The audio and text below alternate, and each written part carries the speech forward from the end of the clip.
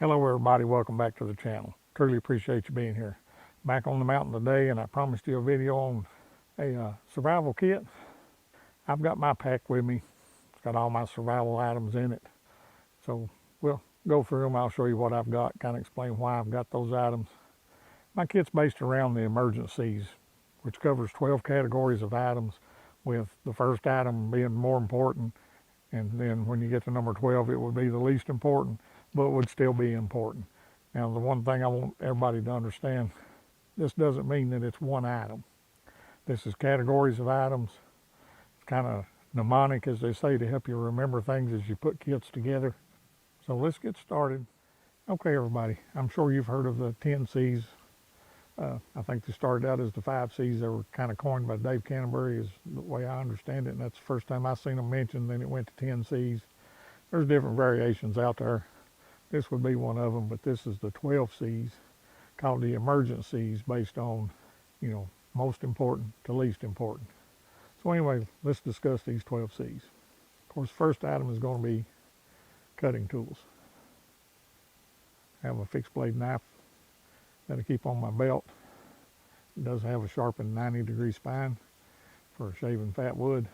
Using with a ferrule rod. It's a full tang, 1/8 inch thick, and it's over a 4-inch blade, but that's one cutting tool. In addition to that knife, I also have a smaller knife that can be used for fine carving, kitchen, processing, game. Again, full tang, 90-degree spine that I keep in my pack. One of the other items, as far as cutting tools, of course, is a folding saw. I like the Baco Laplander. It's worked well for me so far, and so that's what I carry. And something else you may want to consider as part of your cutting tools is a small axe or a hatchet. This is one of the little Beaver Craft hatchets that my son got me for Christmas. So far, I've been pleased with it. Works good for processing small kindling and doing some fine shaving and carving tasks around camp. Not a necessity as much as a fixed blade knife, but definitely something that's nice to have. The next category is going to be combustion devices, and I'm saying devices as in plural. 2 is one, 1 is none, 3 is better to me. So I've actually got 4 or 5 different methods that I can start a fire in this little kit here. But I've got a supply of the wax fire plugs that I make. Flint and steel set, along with char cloth in a plastic tobacco tin to protect it from getting moisture in it. Some charred plant material in a little metal tin so you can strike sparks down into it. Complete fire kit with another small ferrule rod and a Bic lighter and fire starters and a piece of fat wood and a magnifying lens. Of course, I have a 1/2 inch by 5 inch ferrule rod with a striker, and it does have Gorilla Tape wrapped around the end that gives you another tinder source. I have a magnifying lens. I believe this one's supposed to be 10 power. Works great. I keep some pieces of chaga, which is a fungus, tree fungus that you can use to start fires, because you can start an ember with flint and steel. You can start an ember with magnifying glass with this. You can just transfer that to a tinder bundle, blow it into a flame.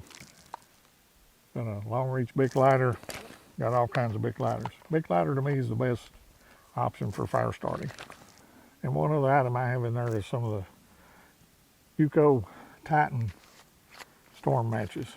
I don't know if you've ever seen these things, but they are huge. They'll burn when wet, they'll burn in water, and just another great way to start a fire in an emergency if you needed to. Next category of items is cover, and cover includes the clothing that we got on. We should be dressed for the environment that we're in and the environment we anticipate. Yeah, right now I'm running around in a short sleeve t-shirt, sun's out, it's a beautiful day. But I also have a fleece hoodie and a windproof, waterproof jacket over there. But to me, one of the other things that's important for cover element is a pair of gloves. You want to protect your hands, especially when you're working with sharp objects. Your trying to gather tinder, you might reach in and get a thorn or something. So protect your hands. And I keep my rest of my cover elements in this little zipper pouch. This is one of the SOL emergency blankets. They're a little bit better than the cheaper ones you see.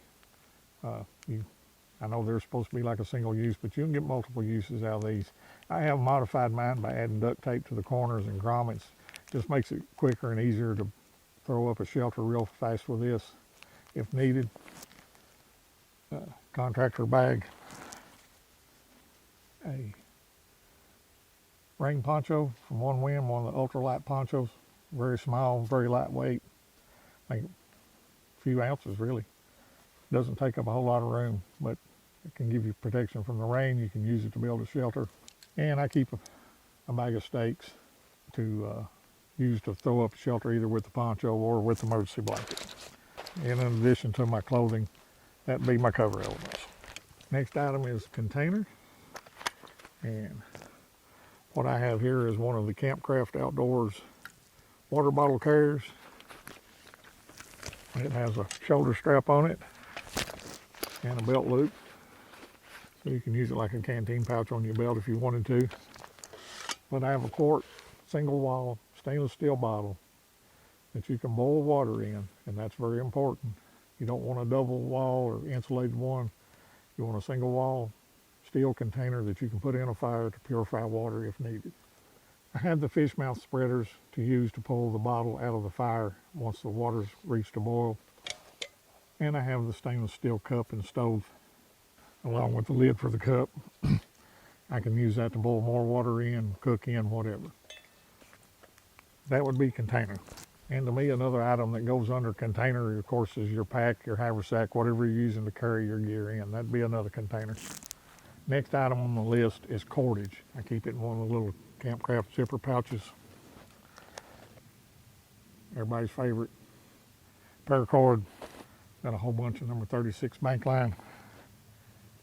I keep a spool of 22 gauge wire. It just works better for making snares. And you can also use it for repairs if needed. And in addition, I keep a rapid deploy ridgeline that's already made, already got the prusik loops, and you can use this to put up a shelter very quick because there's no knots to tie with this thing. And I got a few of the little carabiners from Night Eyes. I like to use those to clip my shelter to my prusik loops. Just makes it easier and quicker to me.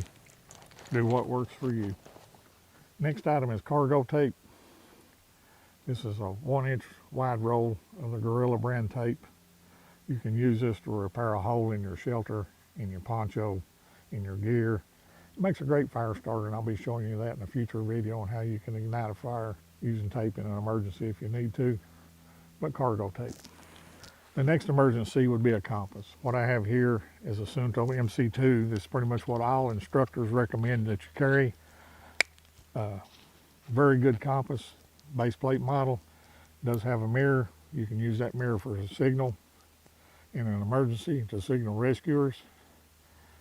And you can also use that mirror if you need to look, if you got something in your eye or a cut on your face or somewhere where you can't see. So it has more uses than just a compass. Attached to that, I have a neck lanyard so I can hang a compass around my neck. And I also have a set of pacing beads.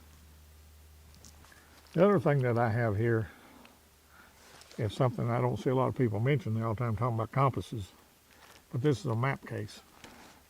We'll open this thing up. But I have a map of the area that I'm actually in right now. So you carry a map. It's sealed up in plastic. And the other thing that this has is I have some index cards, some colored pencils, Write in the Rain notebook, Write in the Rain pen, some more ink pens, and I've got some more. Also has pencils and some refill lids for the pencils. But that goes along with the compass to me because that gives you a map of the area you're in. a notebook to write in to take notes on, and some colored pencils to mark your map or to take notes with. The next emergency is candle device. And what I have here is a black diamond headlamp that has red and white light. It's, of course, LED, very easy on batteries. Got it Ranger band together just so it doesn't take up a whole lot of space.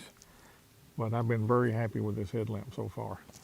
The next item on the emergencies is a combination tool. And what I have here, Leatherman 300, gives you some pliers, cutting wire cutters, various tools, files, knives, saw, and very handy if you're in an urban environment. And I like carrying it because, like I said, I carry that wire for making snares. So I've got a way to cut that wire, and I can use the tip of the needle nose pliers to form the loops. And I also have an additional ferrule rod on that carry case for the Leatherman. Another very popular combination tool, and I really like this one as well. I did use this a lot in the modern survival course that I took, but Swiss Army knife. This is the Ranger Grip 79. Has a large locking blade. Also has a pretty significant saw. And of course the rest of the standard tools on the Swiss Army knife, the tweezers, toothpick, corkscrew, awl, bottle can openers, screwdriver points. But very handy tool, definitely more suited for wilderness environment versus urban environment. If you're more in the urban area, you may want to consider the Leatherman or some other type of multi-tool like that. If you're primarily out in the woods all the time, you may want to go with something like this. The next C on the list is cotton material and repair needle. Now I have 2 sail needles taped to the back of the sheath of my knife, and I also have one of the Exotac rip spools. So that gives me some thread here, gives me some more cargo tape, and when you open this thing up, there's another large repair needle. Now for cotton material, I have a large bright orange bandana. And what I've done to mine is like I do to my emergency blankets. I added some Gorilla Tape in the corners and grommets. And I've done that on 2 corners. That allows me to quickly make a signal flag. If I need to try to signal for rescue, I can make me a flag up ahead of time. I can also tie it up very easily to use as a waypoint if I'm out exploring and think there might be a resource I need just off the trail, and I don't want to lose where I've been traveling on the trail, so I can mark my last known location with this and then go off the trail. As long as I stay within sight of this, I can find my way back to the last known point I was at. The next C on the list is Serate. And I know what you're thinking. If you're not familiar with Jason Hunt and Campcraft, what in the world is a Serate? But Serate is basically just a salve, medicated ointment, a poultice as us hillbillies used to call it. But what I have here is some comfrey, and it's just a salve that you can take and rub on a cut, rub on different tools to keep them from rusting. Just a multitude of uses. And that is what a Serate is, just a medicated ointment or a salve. And what I include under Serate category for me is additional medical items. I have a Israeli trauma bandage and a cat tourniquet because we're out using sharp objects. If we was to slip and have an accident and get a very bad cut, we definitely need a way to control that bleeding until we can get better help. And then this small wax canvas pouch, I have just a small first aid kit. I have it closed up with Ranger bands to keep it from flying open. But this is just your basic boo-boo kit. Got a couple of band-aids, a pair of gloves, got some medications, triple antibiotics, some burn gels, and some Burt's Beeswax. But again, just a basic first aid kit that used in combination with the other items that I have, I can pretty much treat a variety of injuries should one occur. And the last C is circumvention. Basically, circumvention just means a way to work around or to resolve a problem. You want to circumvent it by going around it or whatever. And so one of the items that I keep under circumvention is water purification. I keep it in this small Molly pouch. What I have in here is some of the water purification tablets. That gives me one method of purifying water. I can boil water in my container. That gives me a second method to purify water. And the other item that I have here is the Sawyer mini water filter, along with the syringe to back flush and the bag. And the additional item that I have here is called a millbank bag. This is basically just a big large pre-filter for your water. So you go to your water source, you fill this up, let the water run through it. It'll filter out any large particles and fill up your bag, and then use the bag to go through the filter into your container. Like I said, that's one of the Campcraft millbank bags that you can use to pre-filter your water before you use it through the water filter, add it to your container. To me, that's a very important item to have in a survival situation, is a way to purify water. And yes, you can boil it, but I'd like to have additional methods available to me. And this is a small, compact, lightweight kit that doesn't take up very much room at all. And this little zipper pouch is the rest of what I consider circumvention. Got some of the Hot Hands hand warmers, my New Testament Bible, spare batteries, and these little plastic battery carriers for my headlamp. Ace bandage has a multitude of uses for not only sprains, but you can also make pressure bandages with this.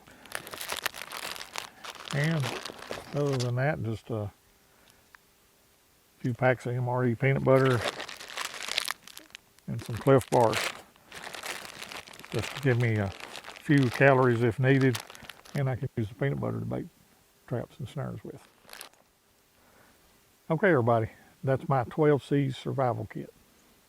Now I have additional items in my pack, but this is only discussing the survival items. If you found this video helpful, give us a thumbs up. Leave us a comment down below. What would you change? What would you add? What would you take away? What do you do different? We can all learn from each other. If you haven't subscribed, please consider doing so. It helps this channel grow, and it helps all the other outdoor channels too, because it shows YouTube that people are interested in this type of content. Remember, prepare today for what may happen tomorrow, and I will see you on the next video.